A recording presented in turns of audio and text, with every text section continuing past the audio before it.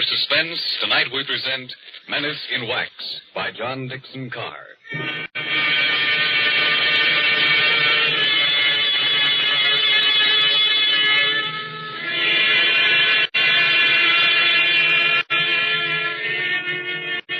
During the French Revolution of 1793, a Swiss girl copied in wax the severed heads of those who had just been guillotined. She married a Frenchman named Tussaud and came to London, and she founded Madame Tussaud's Waxworks.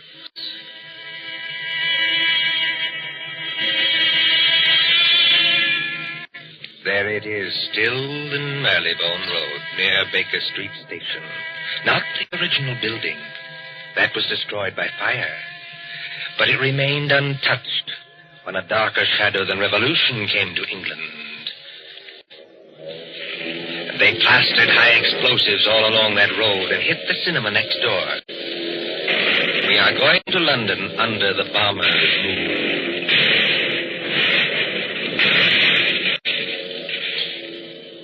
Late one night in March of 1941, a young man hurried up to the great glass doors of Madame Tussaud's. Hey, open up there. Isn't there a night watchman around this place?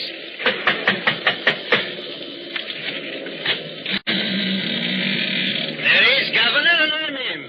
Now, what do you want at this hour of the night? My name is Rogers. I'm from the Daily Record. Oh. So let me get inside. I'll show you my press card. Didn't you get any orders about me? Well, maybe I haven't that. Oh, you're the bloke who wants to see the Chamber of Horrors. That's right. All right, you may as well come in. My paper got a tip there's something funny going on around here. Something funny going on here? That's a good one. The raid's not very heavy tonight, is it? No, they're going over. You ain't heard where, Governor? We got a teletype flash. There was the Midlands. Lord lummy, I've got a sister in Birmingham. Oh, why can't she come and stop in a nice, safe place like London? There's the Regent's Park ghost opening up again.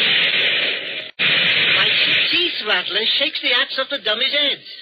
You know, this Chamber of Horrors is getting to be popular tonight. You mean there's been somebody here before me? Yes. A woman? That's right, Governor. About 5 feet 2 inches tall, very pretty. If you like 'em, brunette and big-eyed and a phony French accent. No, Governor, no. This was only an old lady that lost her handbag. Oh, thank the Lord for that anyway. Now then, what is going on around here? Well, I don't know, Governor. You'll have to ask Pearson about that. Who's Pearson? Oh, he's the bloke that's the watchman down there. He's old and he imagines things. He phoned your piper. Have you got an electric torch? Yes. Then go straight on through the marble hall and down the stairs on your left. And don't speak to the policeman, 'cause it's wax. Yes, that's the way, Governor. That's the way to the Chamber of Horrors. Thank you.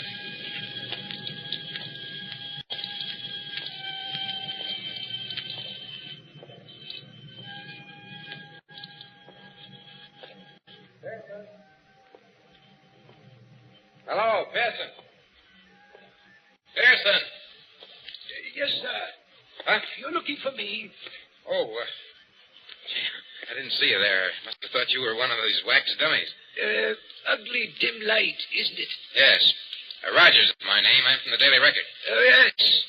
I'm glad you came over. I phoned your paper myself. Maybe I'm just imagining things, but... Well, I don't blame you. This place would make anybody nervous, especially during an air raid. well, sir, it's all right as long as you don't get to imagine they're watching you. Oh, and do you? Oh, yes. Sometimes. That's the gambling group in the center there. Uh-huh. What's that thing over there? That's the famous guillotine. Oh, wait a minute, old boy. You're not trying to tell me that's the original guillotine. No, that was burnt in the fire. Madame Tussaud bought it from Stanson, the executioner. Let me tell you something, Mr. Rogers. What? Years ago, this is straight, a young French woman came in here. There was nobody else in the place.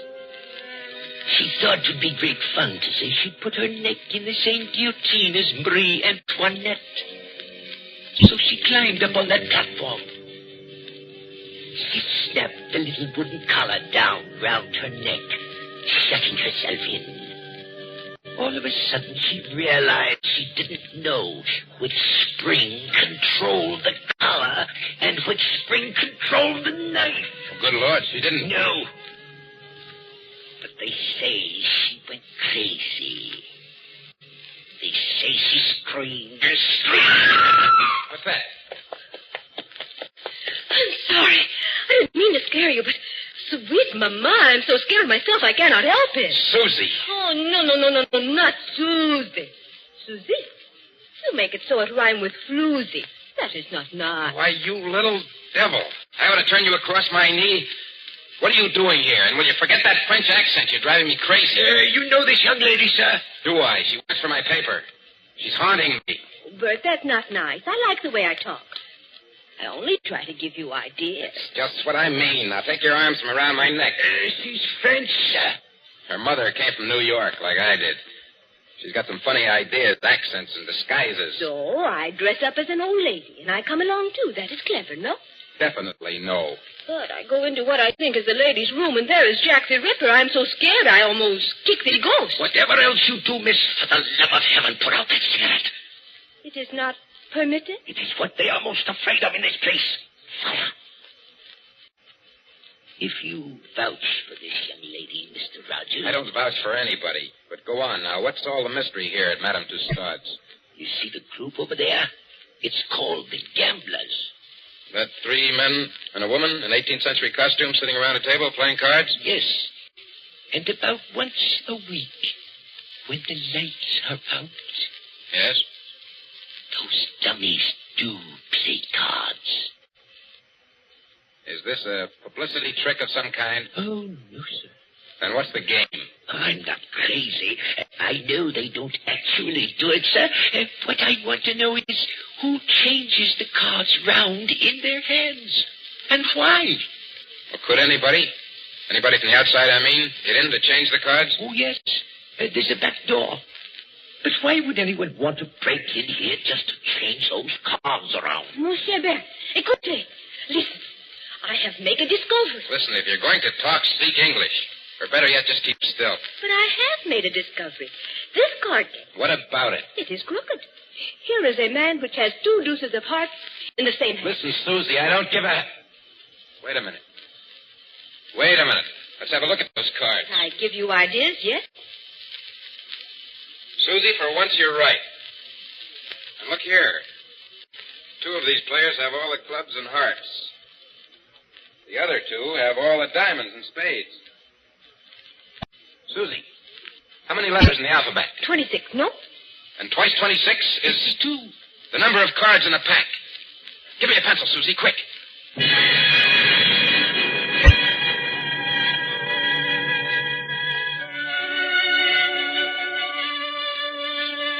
The War Office, Whitehall. MI5, headquarters of military intelligence. There next morning in the map room used as an office by Colonel Warrender. Mr. Rogers, I am a busy man. I appreciate that, Colonel Warrender. Anyhow, sit down. Thank you, sir. Now, what's all this? These cards you claim form a code. Is that it? Yes, sir. Now, look, sir. Let each letter of the alphabet represent a card in clubs and hearts. That's 26. And then? And then when you get to the middle of the message, switch the alphabet over to diamonds and spades. Then you won't keep on repeating. Now, will you read what I've got written on this piece of paper?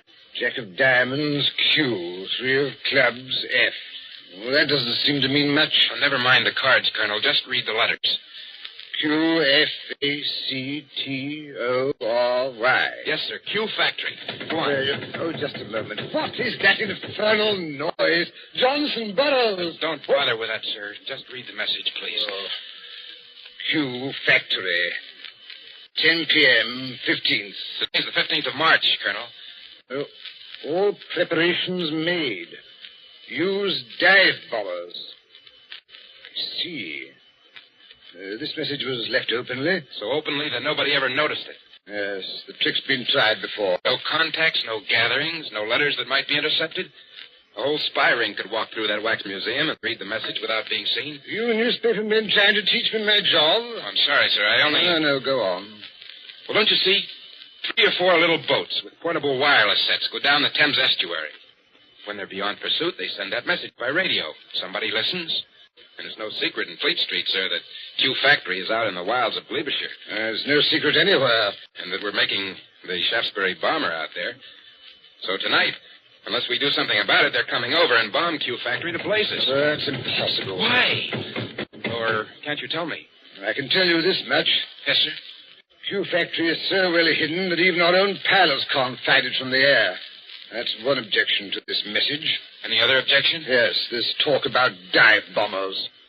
Dive bombers in a night attack? What's the good of a dive bomber if he can't see his objective? Well, suppose somebody showed a light. He'd be shot dead as soon as he showed it. Every inch of country for a quarter of a mile round the factory. A quarter of a mile, Mr. Rogers, is patrolled day and night. Oh, just the same, they're going to have a try at it, sir. How? I don't know how. Then, if you'll excuse me, Mr. Rogers... Listen, Colonel Warner, will you give me a pass to go down there to the factory? Certainly not. No one's permitted to go there except the workers. How is the place defended? There's a night fighter station nearby, and several batteries of 4 3.7 guns. Then give me a pass to the fighter station or to the gun post. That's a legitimate newspaper request. Well, I might manage a pass to one of the gun posts here. Then you'll do it? Well, what on earth is that infernal row? Sounds like somebody locked up in a coat cupboard. Yes, as a matter of fact, Colonel, it is somebody locked up in a coat cupboard. A young lady, so-called. A young lady? Who locked her up? I did. And just what the devil do you mean, sir, locking up people in coat cupboards in the War Office? Well, she's a bit excitable, Colonel. I thought that she'd better not see you. Oh, thanks for the consideration. There's just one other favor I'd like to ask. As well? If she asks you for a pass, don't give it to her. Don't give it to her under any circumstances. Well, what's her name? Susie Dubois. You're rather too late for that, young man. The Public Relations Office granted her a pass 2 hours ago. What? Oh. A woman to an anti-aircraft battery? This is what we call a mixed battery. Women on the guns as well as men. She said it would make a good human interest story for the press. I must say, I agree with her. One moment, Mr. Rogers, before you go. Yes, sir. That gun post is fully 2 miles from the factory. You can go there, but if you take one step further, you'll be shot on sight by our guards. I warn you. I'll be careful, Colonel. I'll be careful.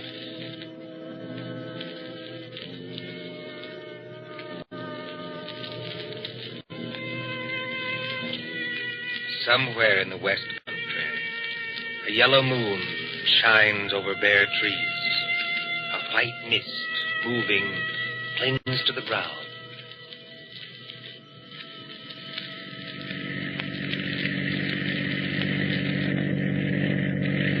Susie, are you sure we're on the right road?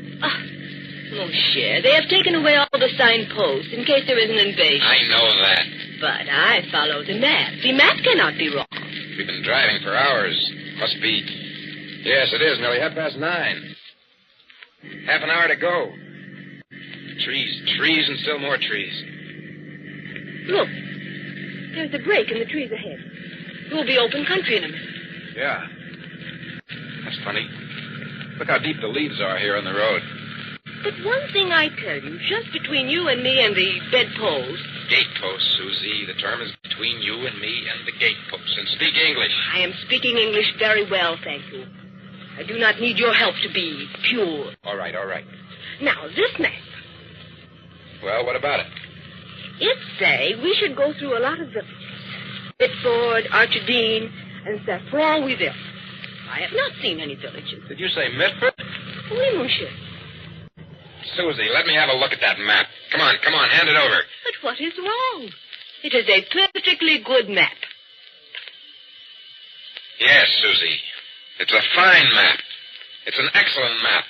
Only it's a map of the wrong county. I have made a mistake? No? I don't even believe you can read. This is a map of Barsetshire. We should be somewhere in Glebeshire. Now, where in the devil are we? With the entrance to some kind of clearing with leaves. Oh. What was that? Somebody calling us. And if we're in forbidden area... I see him now. Where? Behind us. He came out of a white cottage back there. He's a big, heavy man. With a mustache. Never mind the mustache. He's wearing some kind of a uniform and he's got a rifle. You think he plug us? No? I think it is not unlikely. Get out those war office passes of ours. Good evening, my friends. Good evening. Can you tell me... We don't mean any harm. Can you tell me what time it is? Oh, what time it is? Yes. Oh, yeah. It's, 28 and a half minutes past 9. Thank you. I will keep you covered while I set my watch.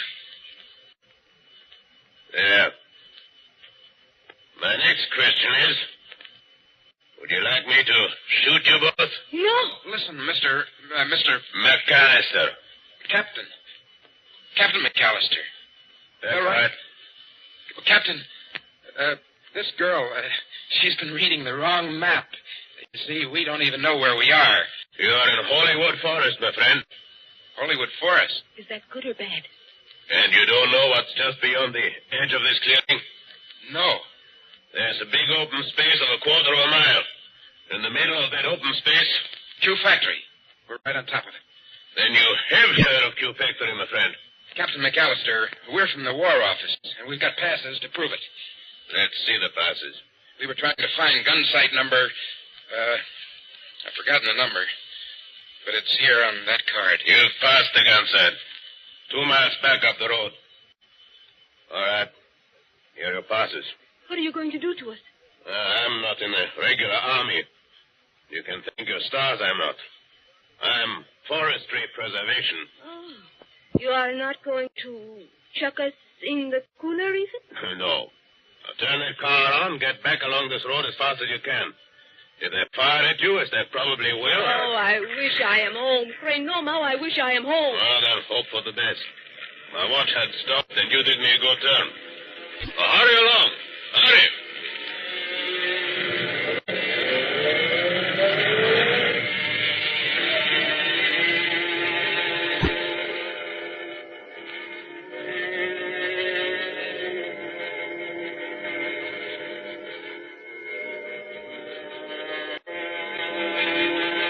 Gun sight of heavy ack-ack battery. 4 3.7 guns against a moon growing clear white. White as the concrete emplacements, sealed against light where the crews, men and women, sitting, waiting. Well, sir, glad to have you both here. This idea of yours about dive bombers attacking a blacked-out factory in the middle of a forest is rather fantastic, don't you think? Well, I admit it doesn't make much sense, Captain Bronson, but I have a hunch that I'm right. Well, glad you and Miss Susie drove out. Don't see many strangers. Frightfully boring. Nice country, of course, good air and everything, but dull. Dull as ditch water. What's that? Only some of the lads and lasses inside. Like to walk along the emplacement here? Oh, is that allowed? Oh, certainly, old boy. Why not? Bright moon tonight, isn't it? Yes, Bomber's Moon. We nearly get shot on our way here. Quiet, Susie. We're not supposed to have been there. If I nearly get shot, I am going to say I nearly get shot. It was the man which is called, McAllister. Oh, Mac. Very decent sort, Mac. He's a tree doctor. A what? Tree doctor. Got to have wood, you know. The trees start to die. Mac goes round the edge of the clearing and smears them with stuff to keep them well. How did you come to meet him? Well, the fact is, we nearly got as far as the factory tonight. Oh, then you were lucky to get back alive. There weren't any barrage balloons over the factory, I noticed. Hardly, old boy. They wouldn't advertise, would they? With balloons in open country? And if the Germans did use dive bombers... Oh, they're not coming, old boy. Just make up your mind to that. I wonder if you'll say so at 10 o'clock. But it is 10 o'clock. It's just 10 now. Well, it can't be. We drove here like blazes. It was only 9:30 then. Well, then your watch must be very slow, old boy. No, I'm afraid you're wrong. I've never seen it quieter. Cold tonight. Very dry for March. Look all around you. Moonlight. Open country. Not a sign of life in it. Quiet. Peaceful. And silent as the great... What was that? I think we've got some visitors. I think we're going to see some fun. Enemy planes approaching south-southwest. Action stations. Enemy planes approaching south-southwest. Now, do you believe me? Better stand back, back, old boy. Operation Crew's coming on. I said, now do you believe me? I want you to watch these girls work. They do everything, you know, except actually fire the guns. Now, keep your hair on, old boy. Susie, he still can't see it. Oh, they'll only be going over. You think so? Oh, yes. We sometimes get a crack at them when they're making for Bristol. Listen.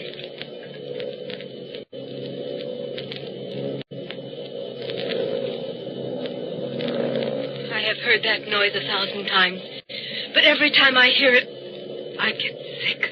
They're flying ruddy low, you know. Just what I was thinking.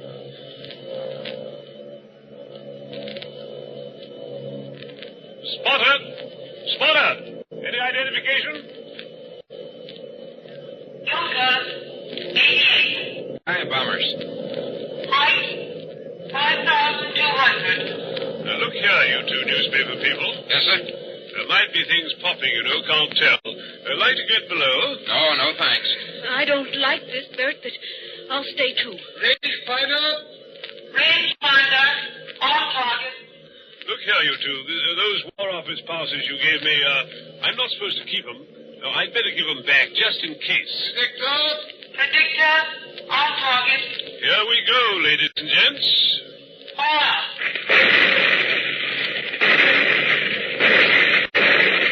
Stand by. Predictor on target. Fire.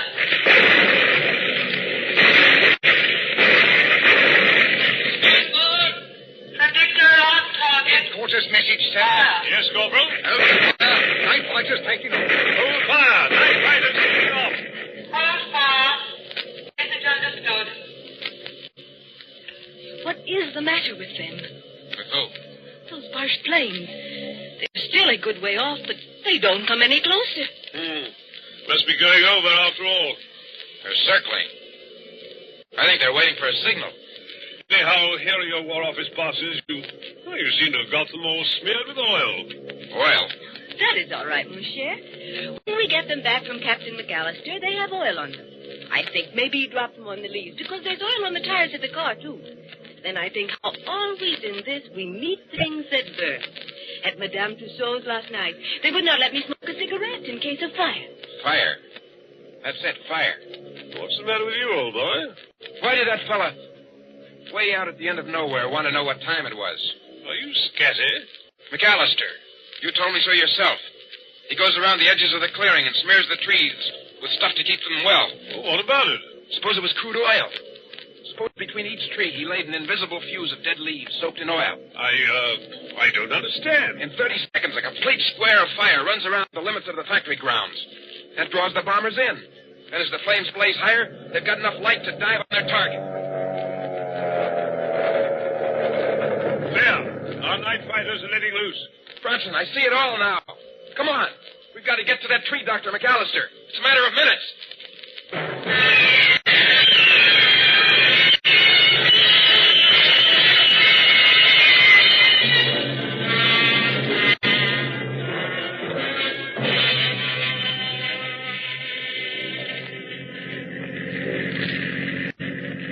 Susie, is Bronson following in the car behind us? Yes, he's following, and men with rifles. We've got to get to McAllister's cottage.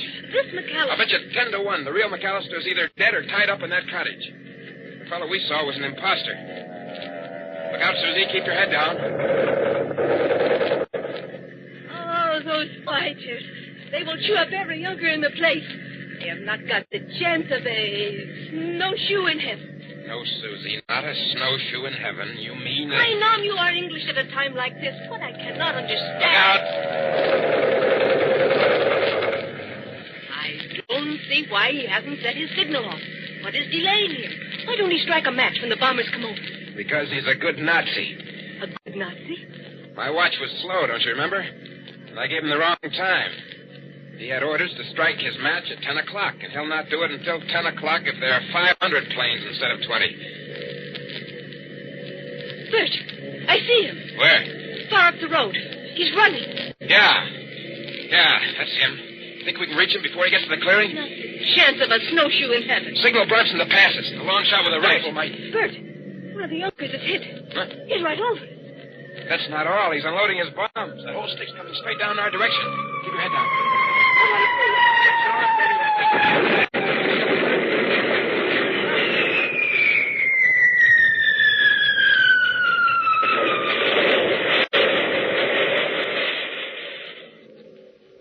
Are you all right?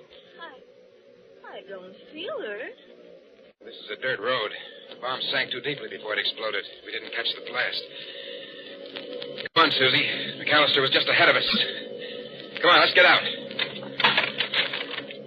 We can't drive any farther. This road is full of bomb craters. Wait a minute, Susie. There's McAllister. He is dead. Yes, Susie. Killed by a Nazi bomb. Look, on the ground. What are those two white cars? Oh. They're all smeared with oil. They must have fallen out of McAllister's pocket just before he got hit. Let's see. What do you know? What are the cards for? 2 tickets for Madame Tussaud's Waxworks. I'm afraid our friend's never going to get to use them. Not the chance of a snowshoe in heaven.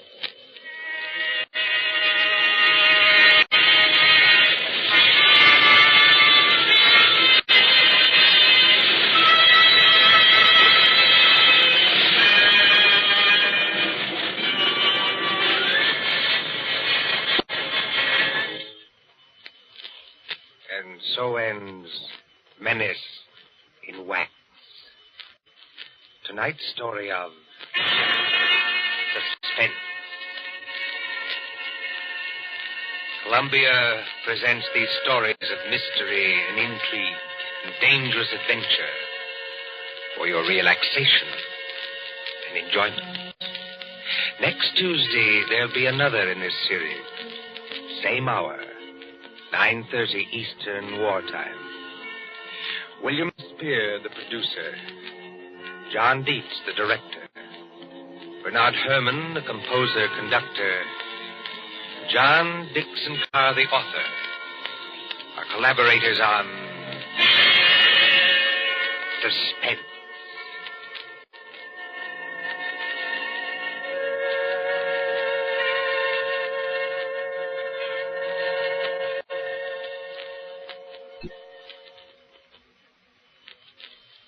Here is a message of vital importance to every person who drives an automobile in America. There is wide misunderstanding about gasoline and rubber, and the government wants the following facts brought to everyone's attention. Actually, there is no scarcity of gasoline except in some parts of the East.